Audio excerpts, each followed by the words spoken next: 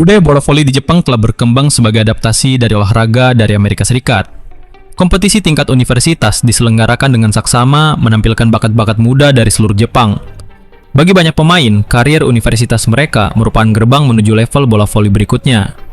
Bola voli universitas di Jepang dikelola oleh Federasi Bola Voli Universitas seluruh Jepang, yang beroperasi di bawah Asosiasi Bola Voli Jepang dan Asosiasi Olahraga Universitas. Voli universitas bukanlah tempat kompetisi atlet profesional, namun liga mereka tetap terstruktur dan terarah. Beberapa pemain bahkan bisa mencapai level timnas di liga ini. Yoshino Sato adalah salah satu dari banyaknya produk liga universitas yang akhirnya sukses di timnas.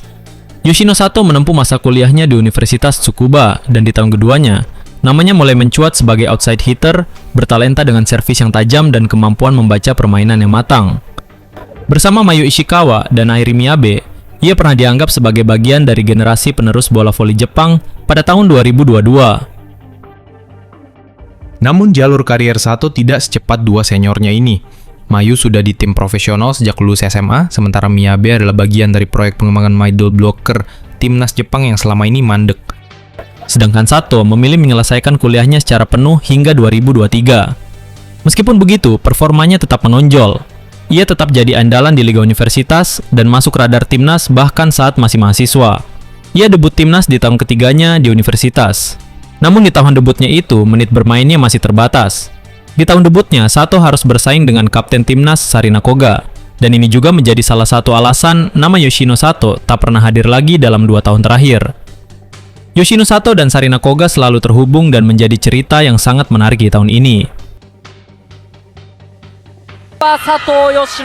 Sato menyelesaikan kuliahnya selama 4 tahun dan di tahun kelulusannya, ia tak kesulitan untuk bergabung dengan tim profesional. Dari banyak pilihan, Sato dengan berani bergabung dengan tim yang diperkuat Sarina Koga, sekaligus klub paling prestisius di Jepang, NEC Red Rockets, untuk musim 2023 sampai 2024. Saat itu, Sarina Koga masih menjadi kapten tim dan ikon klub. Sato menandatangani kontrak profesionalnya di umur 22 tahun dengan nomor punggung 22. Yoshino Sato membela NEC di Divisi 1, lalu di tahun yang sama, ia memulai debutnya di V-League Women. Tahun berikutnya, karir Yoshino Sato berubah drastis. Sarina Koga memutuskan pensiun dari dunia voli profesional setelah Olimpiade Paris 2024. Sebuah keputusan emosional yang menandai akhir era kepemimpinannya di tim nasional maupun klub. Dari sinilah Sato benar-benar menguji level profesionalnya. Pensiunnya Sarina Koga adalah momentum besar dalam karirnya.